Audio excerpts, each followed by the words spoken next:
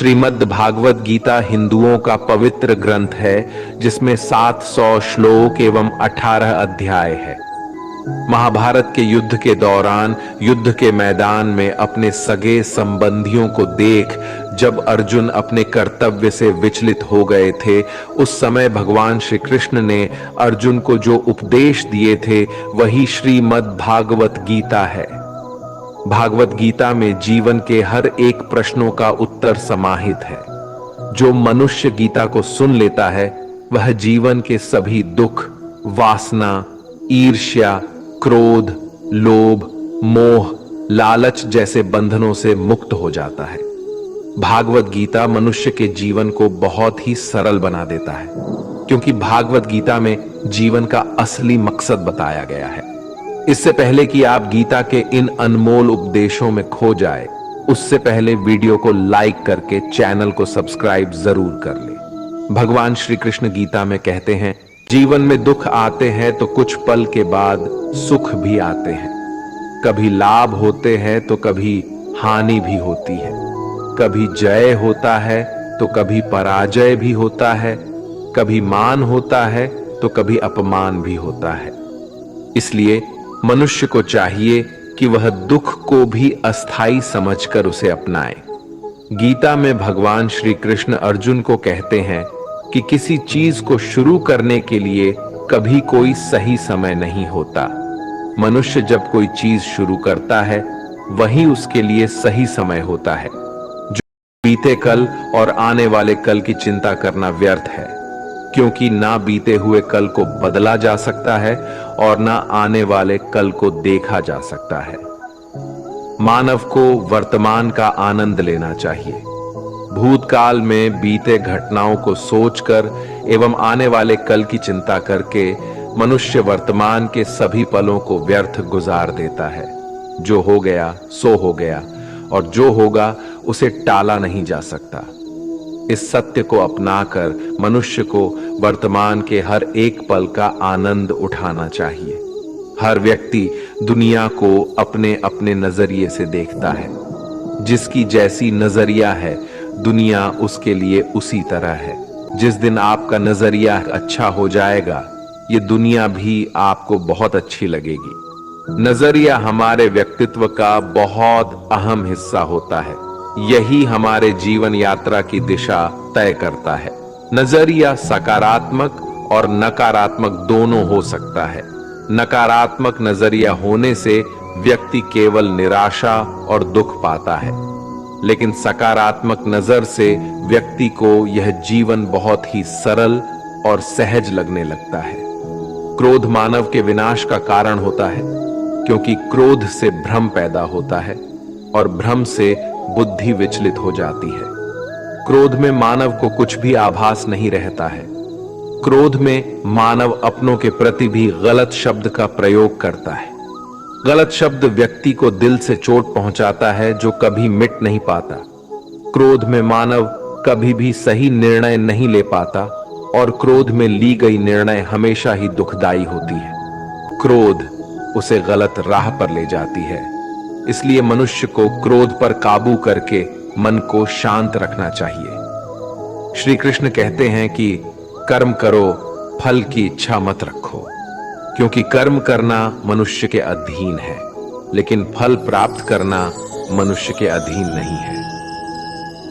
मनुष्य अगर सच्चे दिल से और कर्म को धर्म समझकर कर्म कर रहा है, तो उसे एक ना एक दिन कर्म का फल जरूर मिलेगा। जो मनुष्य फल की इच्छा रख के कर्म करता है, वह सुख दुख के जाल में फंस जाता है, क्योंकि जब मनुष्य अपने कर्म से फल प्राप्त नहीं कर पाता तो दुख उसे घेर लेती है। फल की पहली चिंता करने से मनुष्य अपने कर्म को सही से नहीं कर पाता, लेकिन जो मनुष्य बिना फल की चिंता किए कर्म को करता है, उसे फल अवश्य मिलता है। कृष्ण कहते हैं, किसी को अपने कर्तव्यों से मुख नहीं मोड़ना चाहिए, चाहे उसे इसमें हार भी दिखाई देती हो।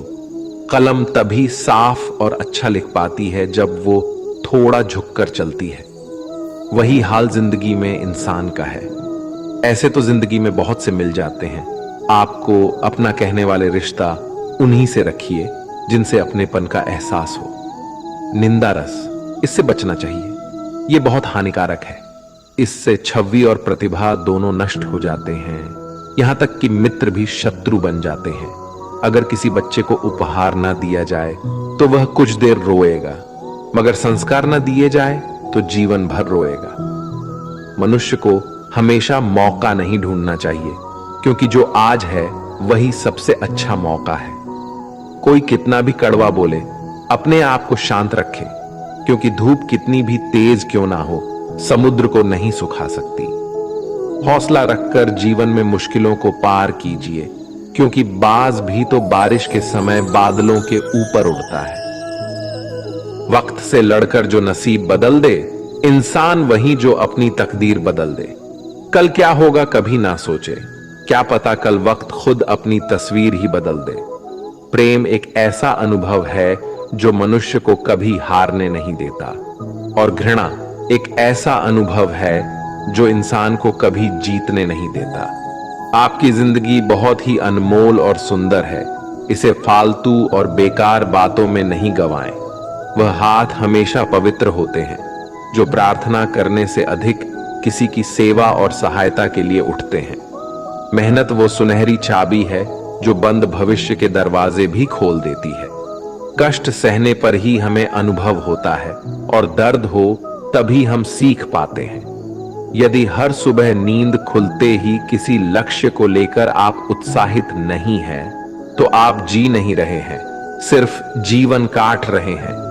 सोच का ही तो फर्क होता है, वरना समस्याएं आपको कमजोर नहीं बल्कि मजबूत बनाने आती है। प्रार्थना ऐसे करो जैसे सब कुछ भगवान पर निर्भर करता है, और प्रयास ऐसे करो जैसे सब कुछ आप पर निर्भर करता है। हार जाना गलत नहीं है, लेकिन हार मान लेना गलत है, क्योंकि पूर्ण विराम केवल अंत ही नहीं बल्कि एक नए वाक्य की शुरुआत भी है। ईश्वर सिर्फ दिशा दिखा सकता है, लेकिन उस पथ पर चलना हमारा काम है। और वास्तविकता में अगर आप चलना ही नहीं चाहते, तो फिर आपका ईश्वर को दोष देना व्यर्थ है। हमें अपने भाग्य पर नहीं, अपने कर्मों पर निर्भर रहना चाहिए, क्योंकि भाग्य जीवन में कभी कभी ही साथ देते हैं, परंतु कर्म हमेशा आपके साथ रहता है। मजबूत होने में मजा ही तब है जब सारी दुनिया कमजोर करने पर तुली हो। सबसे आगे निकलने के भाग दौड़ में हमने कल के लिए आज को खो दिया, आज को पाने के लिए हमने कल को खो दिया। बस ऐसे ही बीत रही है जिंदगी। जिंदगी हमें एक ही बार मिलती है। कुछ छोटा नहीं, कुछ बड़ा करके दिखाना है। जिंदगी में खुद को कभी किसी इंसान का आदी मत बनाना, क्योंकि इंसान बहुत खुदगर्ज है। जब आपको पसंद करता है तो आपकी बुराई भूल जाता है, और जब आपसे नफरत करता है तो आपकी अच्छाई भूल जाता है। लोग कहते हैं कि पैसा रखो, बुरे वक्त में काम आएगा। मैं कहता हूं ईश्वर पर यकीन रखो, बुरा वक्त ही नहीं आएगा। रिश्तेदार कहते जरूर है कि खुश रहो, पर मजाल है कि खुश रहने दे। माचिस की तीली दूसरे को जलाने से पहले स्वयं जलती है। इसी प्रकार हमारा गुस्सा भी माचिस की एक तीली की तरह है, जो दूसरों को बर्बाद करने से पहले स्वयं को बर्बाद करता है।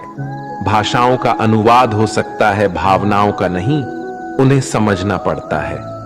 कितना भी कर लो किसी के लिए, अंत में यही सुनना पड़ेगा, तुमने किया ही क्या है मेरे लिए। आधा जीवन गुजार देते हैं लोग पढ़ाई करने में, और सीखते क्या है, एक दूसरे को नीचा दिखाना। दो बातों की गिनती करना छोड़ दे, खुद का दुख और दूसरों का सुख। जिंदगी आसान हो जाएगी। बचपन में मेरे दोस्तों के पास घड़ी नहीं थी, लेकिन समय सबके पास था। आज सबके पास घड़ी है, पर समय नहीं। कोई भी मनुष्य सांसारिक इच्छाओं को त्याग करके, फल की चिंता ना करके अपने कर्मों को करता है, तो उसी स्थिति को मनुष्य योग में स्थित कहलाता है। जो मनुष्य अपने मन को काबू में कर लेता है, वह मनुष्य का मन ही उसका सच्चा मित्र बन जाता है।